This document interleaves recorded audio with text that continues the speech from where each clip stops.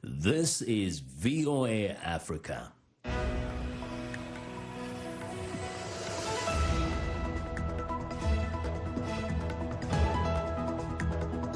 Good evening, I'm Esther Gidhu Ewart. It's Friday, December 13th. This is Africa 54.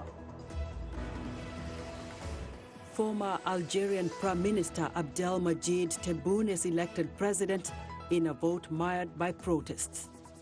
Rwanda co-hosts Anti-Corruption Excellence Award Summit.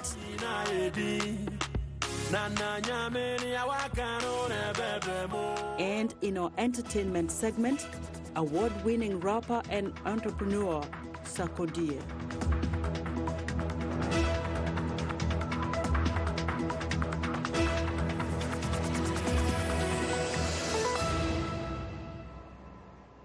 Former Algerian Prime Minister Abdelmadjid Tebboune is the new president of Algeria. He was announced as the winner on Friday, defeating 4 other officially sanctioned candidates in Thursday's election. Algerian authorities are hoping the poll will end months of turmoil and protests. Demonstrators who toppled Tebboune's predecessor, Abdelaziz Bouteflika, after 20 years in power, vowed that their movement will not stop. Tebboune, 74, served as housing minister under Bouteflika and briefly as premier before parting ways with tycoons in the former leader's entourage. Election officials say only 40% of eligible voters, or 9 million people, participated in the ballot. But state media cast the election turnout high enough to vindicate the decision to hold the poll. Thousands of demonstrators are expected back into the streets of Algiers to protest against the result. Rwanda this week co-hosted the annual Anti-Corruption Excellence Award Summit to celebrate and encourage successes against graft, including at home. Transparency International ranks Rwanda as the 4th least corrupt country in Africa, behind the Seychelles, Botswana, and Cape Verde. Njin Owimana reports from Kigali. Rwanda and Qatar co-hosted this year's Anti-Corruption Excellence Award Summit in Kigali, known as the AC Awards, to recognize and support efforts to reject graft. The Economic Commission for Africa, ECA, and the African Union Commission, AUC, estimate illicit financial flows in Africa average an annual $50 billion to $148 billion. Transparency International ranks Rwanda the 4th least corrupt country in Africa, however, and the 2nd least corrupt on the mainland after Botswana. Compared to maybe other countries, African countries, I can say that Rwanda at least tried to do its best, even if we have still a long way before us. Putting government services on the line is one measure Rwanda has taken to prevent corruption. While higher-level corruption is no longer rampant, Rwandans say you can still run into local corruption. In many cases, you find that for a local leader to help you at a local sector level, he sometimes tells you, buy me a beer. It is not done like this, without respecting the law. Nigeria is routinely ranked one of the more corrupt nations in Africa. At Nigeria hosted the African Union Summit on Corruption in June, Rwanda's President Paul Kagame said facing down graft was a choice. This is a campaign that can be won. Tolerating corruption is a choice, not an inevitability. Aside from the Anti-Corruption Summit, Qatar also sponsored a monument in Rwanda that represents public solidarity in the ongoing fight against graft. Eugene Wimana for VOA News, Kigali. In East Africa, Kenya on Thursday marked the anniversary of the end of British colonial rule and more than 5 decades of independence. But for 2 communities in the Great Rift Valley, there's not much to celebrate. The Kipsigis and Talai communities accuse the British of collective punishment by forcefully evicting them from their land, which was turned into profitable tea farms. Now they want the United Nations to investigate that colonial-era land grab. Mohammed Yusuf reports from Kericho. Kenya's Great Rift Valley town of Kericho is famous for tea farms, most of them owned by rich families and global firms. However, locals like 95-year-old Kibore Cheruiyot Ngasura says they still remember the day in 1934 when Kenya's colonial rulers forced them out of their homes and took their land. The day of eviction, armed men working for the British administration came and pushed us out of our homes by force. Women whose husbands were jailed were then raped. They beat everybody. Lawyers for over 100,000 Kenyans in September asked the United Nations to investigate. They are demanding compensation for Kenyans forcibly removed from ancestral lands. Our argument is they started a form of apartheid in Kericho, and our argument is that the world needs to know of all these things. Our argument is, much as we are very concerned, very bitter, and very much and very strongly coming out as people who were oppressed, we are also saying that we are reasonable enough, and they should be reasonable. The British Foreign Office has said it will respond accordingly to any UN investigation. Kenya's Land Commission in February ruled, despite colonial laws to the contrary, that the British unlawfully seized the land. Tea companies are challenging the ruling in court, though to prevent a takeover by the county government. These people don't want to chase away investors. This is something I need to make very clear. But they know that these investors are doing honest business, but in stolen land. And they want to discuss how they can be remedied so that they can live harmoniously with the investors. Meanwhile, aging claimants like Ngasura only hope to live long enough for justice, or at least, he says, to hear the British apologize. Mohamed Yusuf for VOA News, Kericho, Kenya. Time magazine's selection of Swedish climate activist Greta Thunberg as its Person of the Year underscores the growing clout of youth power pushing governments to escalate the fight against what many consider a climate crisis. That is also happening in Africa, which is especially vulnerable to climate change. Lisa Bryant reports on 3 young Africans who are making a difference. Lara Moaves works with local communities in Mozambique to ensure sustainable fishing practices, helping them to adapt to a changing climate. I have a great passion for environment issue, mainly marine. Mozambique is on the front lines of climate change, which is intensifying weather events. Cyclones in March and April left a trail of destruction. Hundreds of people died, many from disease after the cyclones. Among them, Lara's best friend and collaborator in the fisheries project. Chris died from malaria. He was there in Ibu. That time he died, 4 people per week, 4 to 8 people were dying, you know, like animals and people. Chris could not escape from the situation. Several thousand kilometers north in Nigeria, Mahmoud Maishanu is looking for what he calls climate-smart solutions for sectors like agriculture, the backbone of Africa's economy. In my own hometown, not far from where my grandparents are, there's a whole lot of drought and desertification. He says many Nigerians aren't fully aware of the impact of climate change. Young people are changing that. I'm seeing a more determining generation. I'm seeing a more determining youth taking action, doing what the previous generation hasn't done for its future generation. One of those youths is French-Moroccan climate activist Ayoub Makloufi. He's created a green-friendly torch, sort of like the Olympic one. Today, it travels to each yearly climate meeting. This year, we traveled from Katowice in Poland to Belém in Brazil by electric car, train and sailboat. Makloufi wants to help find financing for African environmental projects and build climate awareness in schools. He sees the challenges in his parents' native Morocco. Lack of water, lack of education, especially in terms of sustainable development. But he remains optimistic the world will find solutions to climate change. The challenge is finding the right ones so everyone can benefit. Lisa Bryant for VOA News, Madrid. In other world news, Britain is now appearing certain to leave the European Union by the end of January after British Prime Minister Boris Johnson secured a big majority of 78 seats in Thursday's general election. His Conservative Party seized control of dozens of constituencies that had voted to leave in the 2016 referendum, vindicating Johnson's decision to call an election. However, Henry Ridgewell reports from London. The Conservative Party candidate, 17,000. The first shockwaves were felt in the working-class valleys of northern England. Blythe Valley is a former coal mining community, a seat held by the opposition Labour Party since its creation in 1950. On Thursday night, it turned blue for the first time.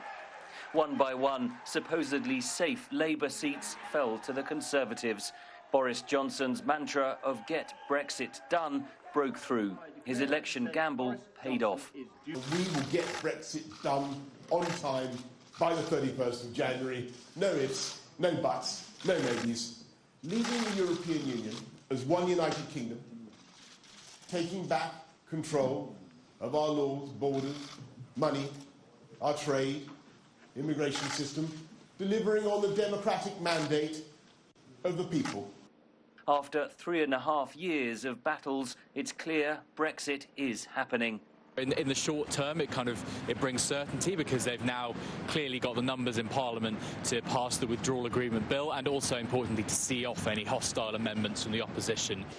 Brussels welcomed the clarity that Johnson's victory may bring. We are ready. The European Union will negotiate in order to have a close cooperation in the future with the UK. For Labour, the results were a disaster. Leader Jeremy Corbyn said he would not lead the party into the next election. The pro-EU vote was split between opposition parties. Liberal Democrat leader Jo Swinson lost her seat. But Conservative celebrations could be short-lived. Britain could face another cliff edge in just 12 months' time. There's the option to extend that transition period in July, but so far the Conservatives have said that they're not going to take that, which puts them on quite a kind of breakneck timetable to get the future relationship with the EU wrapped up by December. US President Donald Trump welcomed Johnson's victory, writing on Twitter that a trade deal with Britain could be more lucrative than any deal with the EU. Most trade experts disagree. The election could lead to the breakup of Britain. The Scottish National Party won 49 out of 59 seats in Scotland. Leader Nicola Sturgeon said that constitutes a big mandate for another referendum on Scottish independence. And for the first time, Northern Ireland elected more nationalist than unionist MPs, so the once distant prospect of a united Ireland appears closer. This was a thumping Conservative victory, but one confined mainly to England. Boris Johnson seems certain to deliver Brexit. He may also be the last Prime Minister of a united kingdom. Henry Ridgewell for VOA News, London. We're excited to hear what you think about Africa 54. Join the discussion on Facebook. The address is Africa54. We're also streaming our broadcast live on Facebook. Please watch and share our show with your friends. Also check out our headlines 24/7 on voaafrica.com. Still to come. In our entertainment report, we'll take a closer look at rapper and entrepreneur Sarkodie. You're watching Africa 54, live from Washington, D.C. We'll be right back.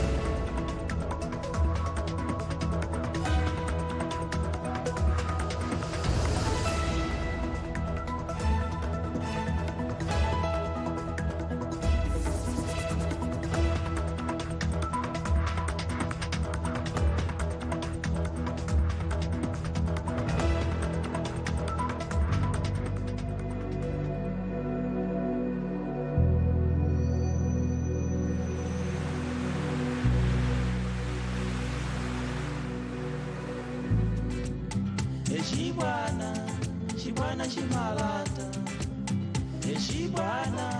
chibwana chimalata, ungakhala pabwino, boyipa pamayitana. Chibwana chimalata, ukakhala panchito, ulova umakodola. Chibwana chimalata, ukakhala pabanja, umbeta umayitana.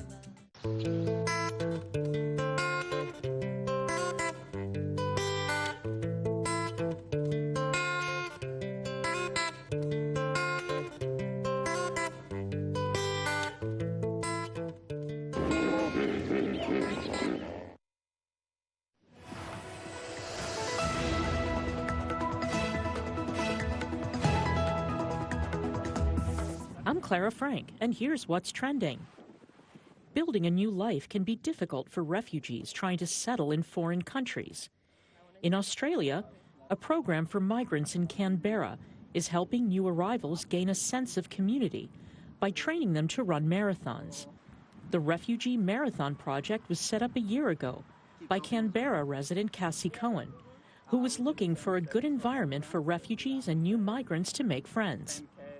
The program pairs refugees with mentors who provide nutrition tips, coaching, and motivation. Most of last year's participants were men from Afghanistan. Next up, the centuries-old tradition of making Venetian glass is undergoing a revival.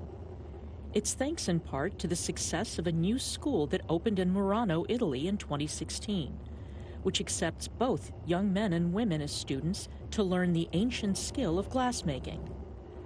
Glassmaking on Murano goes back to the 8th century, reaching its peak in popularity during the 15th and 16th centuries under the Venetian Republic. It was confined to the island of Murano to prevent the spread of fire in case the furnaces blazed out of control, so as not to destroy the city of Venice. Limiting the craft to the island also helped the glassmakers protect the secrets of their trade. And finally, sustainability has woven its way into the mainstream cultural agenda, and fashion retailers, large and small, are racing to provide their green credentials and combat the climate crisis. At the higher end of the market, designers are keen to make sustainable fashion synonymous with luxury. In 2015, a sustainability report published by Nielsen found that 66% of consumers are willing to pay more for environmentally friendly clothing. Meanwhile, Burberry, Gucci, and Versace are among the higher-end houses now opting for faux fur, and many others will no longer use exotic animal skins. And that's what's trending today. Here in the U.S., the United States House Judiciary Committee approved 2 articles of impeachment against President Donald Trump on Friday, paving the way for a vote in the full House that could come as early as next week. It is now highly likely that Trump will become the 3rd American president in history to be impeached.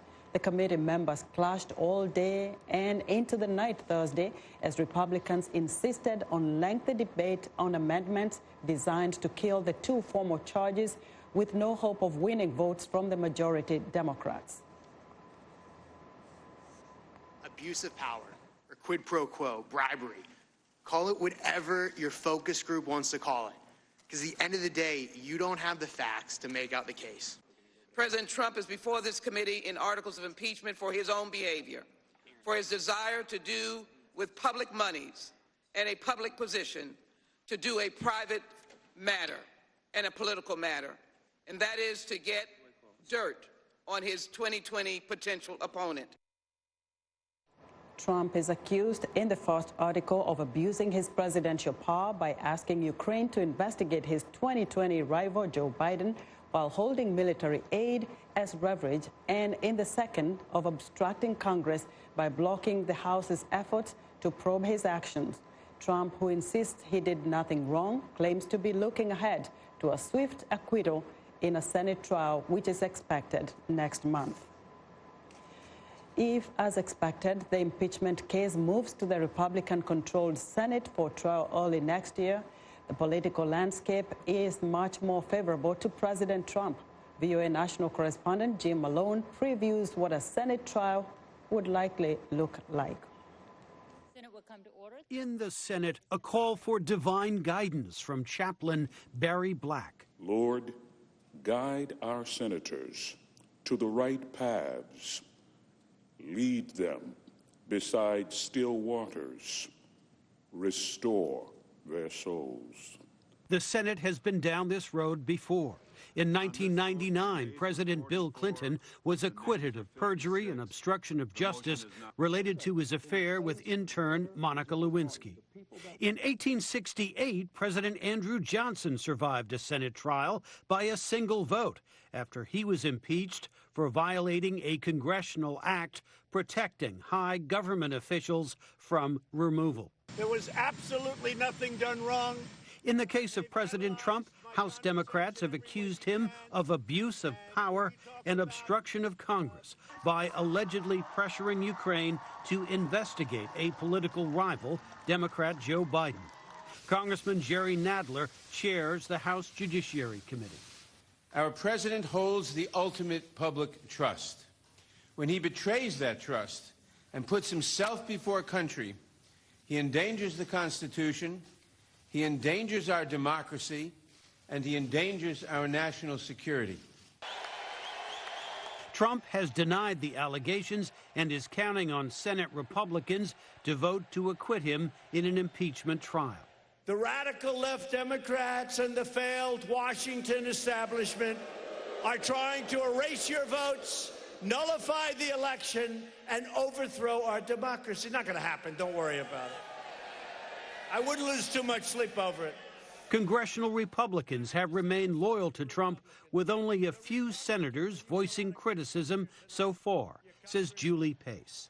It doesn't mean that they will vote to convict him, but it does mean that we may see a scenario in which you have at least some members of Trump's party expressing real concern about his interactions with Ukraine.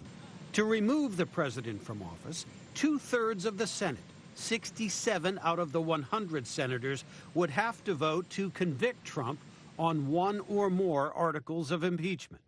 That's very unlikely, says Larry Sabato.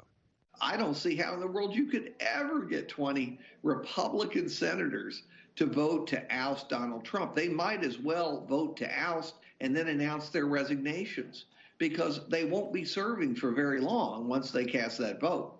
No matter the outcome, a Senate impeachment trial will be a demanding test for U.S. democracy, says Democrat Mark Warner. And I would hope and pray that all of my Senate colleagues will take a deep breath, no matter kind of where we've been so far, and step back and realize this is probably the most important constitutional responsibility we have. Even if Trump survives a Senate trial, his actions on Ukraine will likely be a top issue in the 2020 presidential campaign. Jim Malone, VOA News, Washington.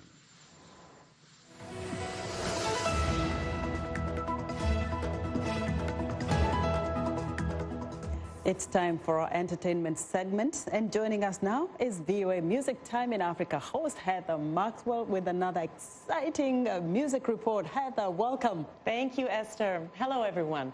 Michael Owusu-Addo, more popularly known by his stage name Sarkodie, is an incredibly successful Ghanaian rapper and entrepreneur. At age 34, he's racked up an impressive collection of awards, including 2 BET Awards for Best International Act, the most recent in 2019, an MTV Award for Best Hip Hop, and multiple African awards for Best Reggae, Dancehall, Artist of the Year, Best Song, and Best Male Artist of the Year. Well, I caught up with him earlier this month at the All Africa Music Conference in Accra, where he performed and participated on a panel about music business. Let's watch. All right, hello again. We cut out there for a second, but you know, this is the first time ever Heather Maxwell, Music Time in Africa, has been live. Right. And we've got Sarkodie. We got Sarkodie in the house. Everybody put it out. Come on, say. Straight out from, you know what I'm saying? Respect, Sarkodie. Respect. Thank you. Respect. Thank you. Yeah. I love this. The setup is really nice. What's new in your life? So I'm dropping a new project called Black Love, which is my focus for now. So far, I've dropped like, I think 5 singles off it. I might be wrong. I'm really bad with that. I can't even keep up with my own stuff. Yeah. But yeah, that's what I'm working towards now, to be able to get the new project out. Black Okay. Love, yeah. So, if you don't mind, I want to play like one of your older songs, but I just love it too much. Oh, yeah? Can you guess Let me which hear one? that. Adonai? Yeah. Is it old, so old, Yes, but it's a very goodie. old, yes. All right, so let's listen to it. Let's listen to it a bit and we'll come back to you. Yeah.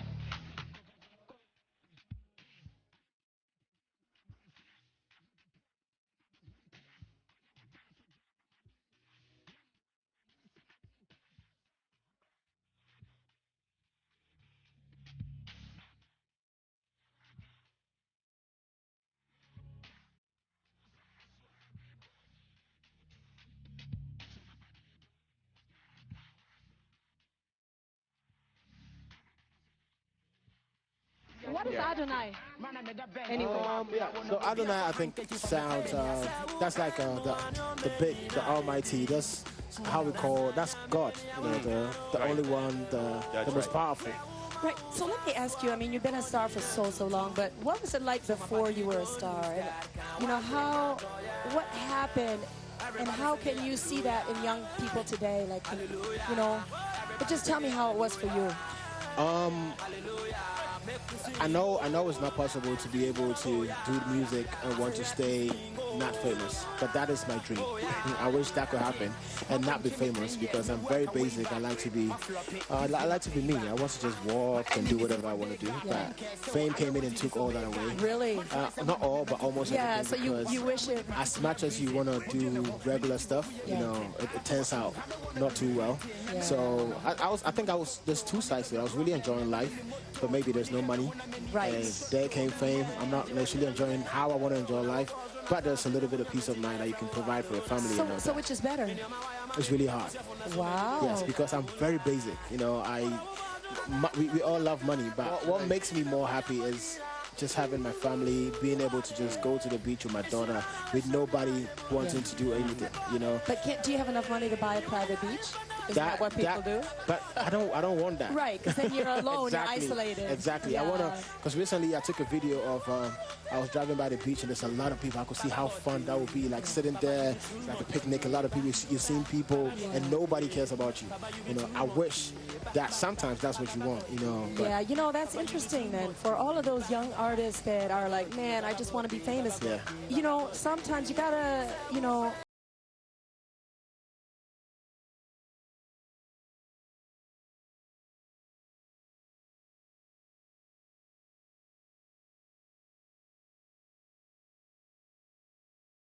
Best of luck to all of you. We'll be glued to news about your new album. That's right. That's right. Yeah.